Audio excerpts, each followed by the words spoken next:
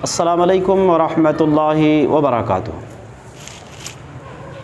الحمدللہ رب العالمین والصلاة والسلام علی سید الانبیاء والمرسلین وعلی آلہ وصحبہ اجمعین، اما بعد فقد قال اللہ تعالی فی کلامہ المجید اعوذ باللہ من الشیطان الرجیم وَإِذَا مَرِضْتُ فَهُوَ يَشْفِينِ۔ معزز ناظرین، آج آپ کی خدمت میں طب نبوی کی 18ویں نشست لے کر کے حاضر ہوا ہوں۔ رب العالمین سے دعا ہے کہ بار الہ ہم تمام لوگوں کو طب نبوی کے حوالے سے بھرپور فائدہ اٹھانے کی توفیق عنایت فرما۔ آج کا جو موضوع ہے وہ موضوع ہے دماغی رگوں میں سے کسی رگ میں سدہ پڑنا، یعنی گانٹھ کا ہو جانا، رسولی کا ہو جانا۔ جو کہ بعض مرتبہ ایسا ہوتا ہے ملیریا کا جب اٹیک پڑتا ہے یا ٹائیفائڈ بخار ہوتا یا بہت تیز بخار ہوتا یا دماغ پر کئی زور سے چوٹ لگ جاتی ہے نا، تو چوٹ لگنے سے بھی دماغی رگوں میں سے، نسوں میں سے کسی نس میں، کسی رگ میں جو ہے خون جم جاتا، وہ گانٹھ بن جاتا ہے، اور گانٹھ بننے کی وجہ سے انسان کو بڑا پرابلم ہوتا ہے نا۔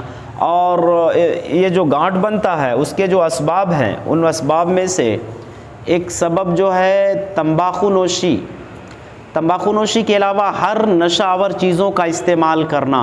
انسان نشے میں ہوتا ہے تو نشے میں اس کو یہ بیماری ہو جاتی ہے نشہ اختیار کرنے کی وجہ سے، یا نشہ آور چیزوں کے استعمال کرنے کی وجہ سے، یا اسی طریقے سے جنسی کمزوری یا جنسی کوئی بیماری ہے، بہت زیادہ کمزوری سے بھی دماغی رگوں میں سے کسی رگ میں خون جم جاتا ہے۔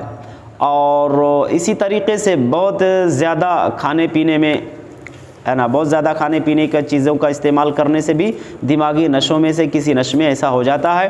اور کھٹی چیزیں بہت زیادہ کھٹی چیزوں کے استعمال سے بھی دماغی رگوں میں ایسا پرابلم آتا ہے۔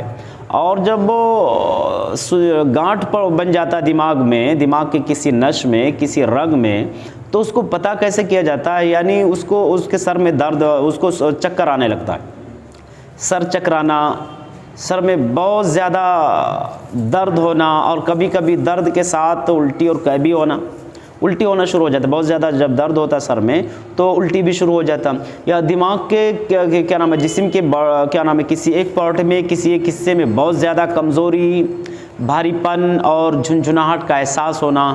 کبھی کبھی مریض کو تو اس بیماری سے، یعنی دماغ میں سدہ پڑنے کی وجہ سے اینٹھن بھی شروع ہو جاتی، کبھی کبھی بے ہوش بھی ہو جاتا۔ تو یہ اس کی علامات ہے۔ اب اس کا علاج کیا ہے؟ کیسے ہم اس سے چھٹکارا پائیں اگر ہمارے ساتھ یہ پرابلم، یہ بیماری ہے؟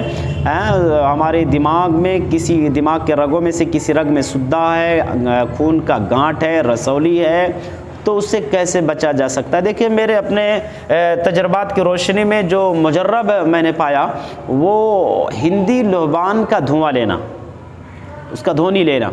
ایک اچھا آگ بنائیے آپ کوئلے کا، اور ہندی لوبان لے کر کے آئیے دکان سے، خوب باریک کر کے تھوڑا تھوڑا لوبان اس پر آگ پر ڈالیے، اور بلینکٹ ڈال کر کے اچھے سے دھواں لیجئے، ناک سے دھواں کیجئے، وہ دھواں جو ہے دماغ میں چڑھائیے۔ چونکہ کئی کیسز میں نے آزمایا ہے، اس پر تجربہ کیا، الحمدللہ انہوں نے جب اس کا استعمال کیا، یعنی ہندی لوبان کا، تو اللہ کے فضل سے دماغ میں جو گانٹھ تھے، جو خون جمع ہوا تھا، جس کو ڈاکٹر نے آپریشن کے لیے بتایا تھا کہ آپریشن کے علاوہ دوسرا کوئی اس کا علاج نہیں ہے، الحمدللہ رب العالمین کے فضل سے، اللہ رب العالمین کے مدد سے ایسے لوگ بھی شفایاب ہوئے ہیں ہندی لوبان کے استعمال کرنے سے۔ تو ہندی لوبان کا اگر استعمال کرتے ہیں، یعنی اس کا دھواں لیتے، ناک سے منہ بند رکھنا، کیونکہ منہ سے اگر کھینچیں گے تو وہ دھواں دل پر جائے گا، پھیپھڑے پر جائے گا، کافی نقصان، کافی ہانیکارک ہوگا۔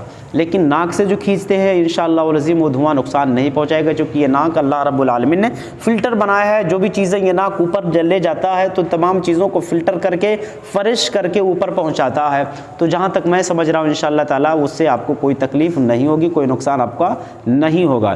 ایک ہفتہ کنٹینیو لیں، کنٹینیو برابر پے در پہ، کسی ایک ٹائم کم سے کم 5 منٹ تک دھواں لیں۔ اچھا، ایک ہفتہ لینے کے بعد 1-2 دن تک گیپ کر دیں، پھر اسی طریقے سے ایک ہفتہ لیں، دھیرے دھیرے انشاءاللہ العظیم 20 دن 25 دن 1 مہینہ 2 مہینہ 1-1.5 مہینے میں انشاءاللہ تعالیٰ آپ پھر سے دوبارہ رپورٹ نکلوائیے، اللہ نے چاہا تو آپ کا رپورٹ نارمل ہوگا۔